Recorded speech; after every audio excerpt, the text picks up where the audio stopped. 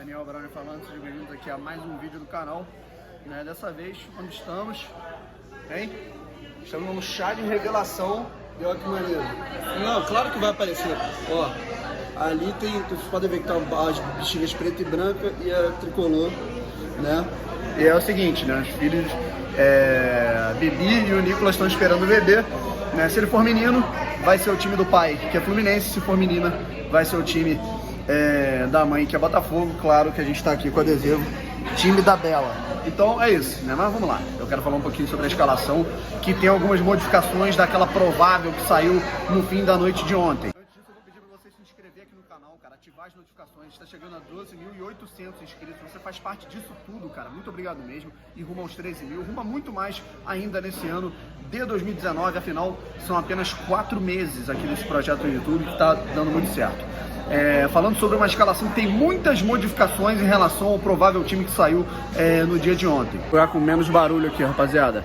Mas o time deve ser o seguinte: Gatito Fernandes, Fernando volta para a lateral direita. Na zaga, a gente vai ter aí Carly, Gabriel, com o Marcelo machucado, né? Marcelo deve voltar só contra o Flamengo e no banco. E o Yuri na lateral esquerda, no meio campo. João Paulo, ao lado do João Paulo, a grande novidade, o Henderson, que não jogava aí praticamente desde o jogo contra o São Paulo, né, como que ele foi titular na partida contra o São Paulo na estreia do Campeonato Brasileiro. Mais adiantado o Bochecha no ataque. Na extrema direita, Marcinho voltando a jogar adiantado, ele que não fazia essa função desde que o Barroca ainda era o técnico do Botafogo.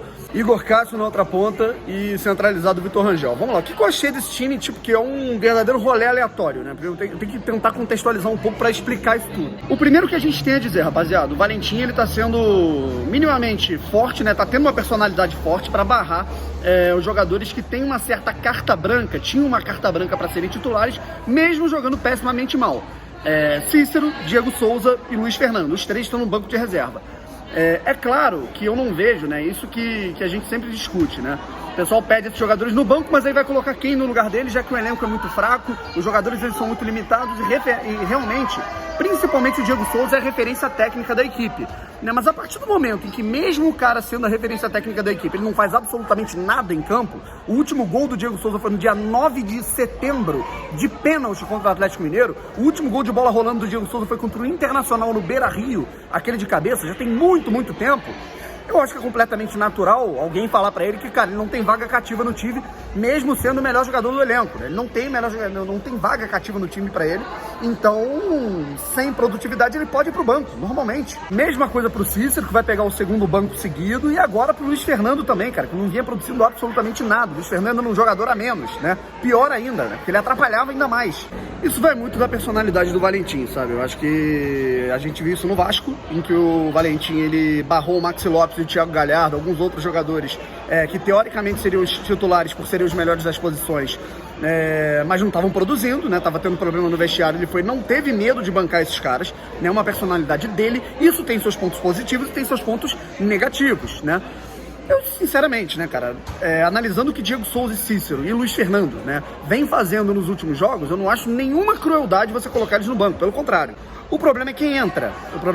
Aí a gente analisa. No lugar do Cícero entrou o Bochecha no último jogo, que ficou um pouco mais recuado. Agora ele vai avançar o Bochecha para jogar com mais liberdade, que é uma coisa que a torcida do Botafogo pede. Entra o Henderson, que é um jogador habilidoso, mas que talvez peque na inexperiência ainda em jogos delicados, né? Como é toda essa reta final do Campeonato Brasileiro pro Botafogo, uma reta final muito delicada. À frente, a modificação, cara, que eu discordo, tipo, eu acho que o Marcinho, ele produz muito mais que qualquer atacante do Botafogo pela ponta.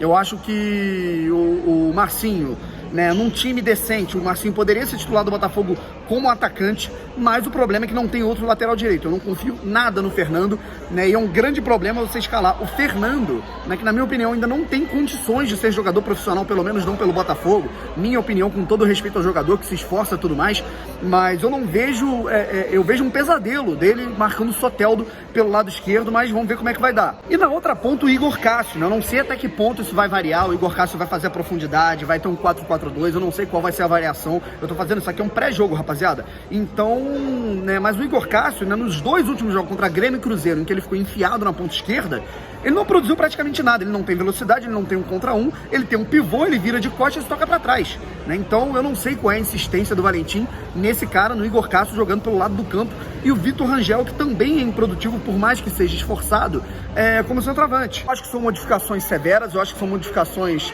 imponentes, né, de um técnico que tem uma personalidade forte, de barrar quem realmente está mostrando que, mesmo sendo os melhores jogadores tecnicamente falando do elenco, não estão produzindo, como são o caso do Diego Souza, do Cícero, talvez do Luiz Fernando, mas é uma coisa que ela pode dar muito certo por um lado, mas pode dar muito errado por outro, né? Porque os jogadores reservas, eles podem acabar não condizendo com aquilo que o Botafogo necessita produzir dentro de campo. Tomara que aconteça o contrário, tomara que esse time jogue bem e pelo menos arranque um empate na Vila Belmiro, o que eu particularmente, rapaziada, sendo realista, eu acho muito difícil. O time do Santos é muito mais qualificado e tá precisando voltar a dar uma resposta depois de alguns jogos de inoperância, digamos, ofensiva. O Santos deve ir a campo num 4-3-3, com Everson no gol, Pará na lateral direita, na zaga Lucas Veríssimo, o Gustavo Henrique, e na lateral esquerda a gente vai ter aí o Jorge. Meio de campo, Pituca ou Jobson, Carlos Sanches, muito atento aí esse cara, rapaziada, e aí vai ser o Everaldo ou o Jean Mota no ataque. Provavelmente a gente vai ter aí o trio que já é de praxe aí do time do Santos, Marinho, Soteldo e Eduardo Sacha fazendo uma função de falso 9. Vamos ver como é que o Botafogo vai lidar e se comportar. E se você quer saber como eu acho que o Botafogo tem que se comportar, cara, assistam aí o último vídeo que eu coloquei, o penúltimo, na verdade, né, que eu coloquei ontem às 11 da noite. Vou ficando por aqui, pessoal. Vamos ver no que vai dar. 7 horas da noite, na Vila Belmiro, Santos e Botafogo. Botafogo precisando reagir, precisando pontuar numa rodada em que os seus adversários diretos, Ceará e Fluminense, não pontuaram, e precisando correr atrás do prejuízo que foi acumulado nas partidas contra Grêmio e Cruzeiro, principalmente. Um forte abraço, vamos ficando por aqui. Fui!